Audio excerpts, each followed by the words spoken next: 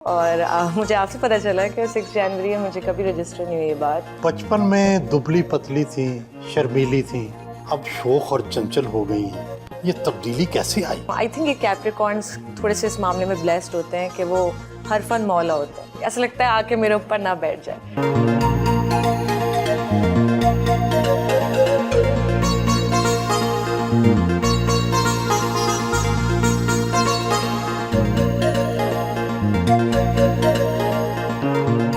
आप हो भारतीय मौसीकार AR रहमान हो या फिर कॉमेडियन मिस्टर बीन्स हो, सबकी तारीख पैदाइश 6 जनवरी है।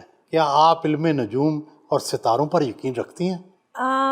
मुझे जो कैरेक्टरिस्टिक्स होती हैं, जो नेचर के ट्रेट्स होते हैं, मुझे लगता है क्योंकि पूरी एक स्टडी है सैयारों की और इसको डिसरिगार्ड नहीं किया जा सकता। क्या आप सितारों की गर्दिश के बारे में जानती हैं? सितारे क्या कहते हैं? आज का दिन कैसा गुजरेगा? नहीं, मैं हफ्ता कैसा गुजरेगा, महीना कैसा गुजरेगा, उस पर बिलीव नहीं करती, क्योंकि मुझे लगता है कि जो चीज़ इंसान जिस तरह सोचता है वो चीज़ें होने लग जाती हैं। तो अगर मैंने पढ़ लिया ज़ोडिएक में कि आज के इस हफ्ते में जो है वो ऐसा कुछ हो जाएगा, तो नहीं भी होना होगा ना, तो मैं सोच सोच के उस चीज़ को अट्रैक्ट कर लूँगी, मुझे ऐसा लगता है। तो हफ्ता कैसा रहेगा ये तो नहीं देखती, या महीना कैसा रहेगा ज़ोडिएक का, बट ये बहुत फैक्ट पे बेस्ड है, ये नॉलेज है, पूरी एक स्टडी है। और मुझे लगता है कि बहुत सारी चीज़ें, जैसे कैप्रिकॉर्न के ट्रेट्स हैं, तो मुझे लगता है कि मुझ में वो चीज़ें हैं, जैसे मूडी होते हैं, बहुत हार्ड वर्किंग होते हैं, थोड़े से मिस्टीरियस भी होते हैं।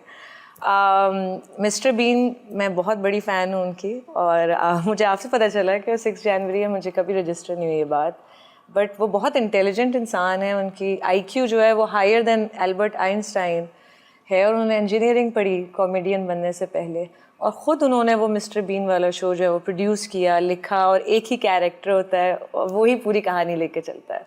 तो मैं बड़ा एडमायर करती हूँ इस चीज़ को, और मुझे लगता है जैसे आपने मुझसे कहा कि मैं बहुत सारे रोल्स प्ले करती हूँ, सिंगिंग भी करती हूँ, एक्टिंग भी करती हूँ, डांसिंग भी करती हूँ। आई थिंक ये कैप्रिकॉर्न्स थोड़े से इस मामले में ब्लेस्ड होते हैं कि वो हर फन मौला होते हैं। क्या आप यकीन रखती हैं कि नज़र लगती है? बिल्कुल नज़र लगती है, नज़र लगती है।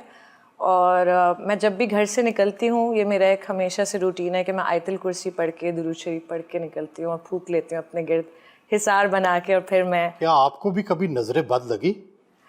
नज़र लगती है कभी, अक्सर बीमार पड़ जाते हैं। मुझे चोटें बहुत लगती हैं शूटिंग के दौरान। मेरी कोई शूट मुझे नहीं याद पड़ता ऐसी हो जिसमें मेरे सर पे चोट ना लगी हो, या हाथ पे चोट ना लगी हो, या मैं ट्रिप ना की हूँ। तो उसे मैं नज़र ही समझती हूँ कि जब सब कुछ अच्छा अच्छा जा रहा होता है, कोई एक ऐसी चीज़ होती है जिसकी वजह से, लेकिन नज़र लगती भी है, लेकिन ज़िंदगी का हिस्सा है, ये आगे बढ़ते रहना चाहिए। भूत प्रेत और जिन्नात पर यकीन रखती हैं?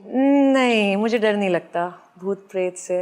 ऑल्दो आई बिलीव कि वो एग्जिस्ट करते हैं, ऐसा नहीं है कि वो नहीं है, बट उनसे, हम इंसान से ज़्यादा क्या चीज़ खौफनाक हो सकती है, मुझे लेकिन लगता है। छपकली वगैरह से तो डरती होंगी, छपकली, चूहे से। हाँ, कॉकरोच से बहुत डर लगता है, उड़ने वाले कॉकरोच से, क्योंकि वो ऐसा लगता है आके मेरे ऊपर ना बैठ जाए। छिपकली वगैरह जो है वो दीवार पे रहती है, तो उससे डर नहीं लगता, घिन आती है, बट डर जो लगता है वो कॉकरोचेस से लगता है। बचपन में दुबली पतली थी, शर्मीली थी, अब शोख और चंचल हो गई हैं। ये तब्दीली कैसे आई? मुझे लगता है मैं रिवर्स में अपनी ज़िंदगी गुजार रही हूँ। लोग बचपन में शरारती होते हैं और बड़े होके थोड़े से संजीदा हो जाते हैं। मैं बचपन में बहुत संजीदा थी, और आहिस्ता आहिस्ता अपनी मैंने शाइनेस पे ओवरकम किया बहुत। वो कैसे?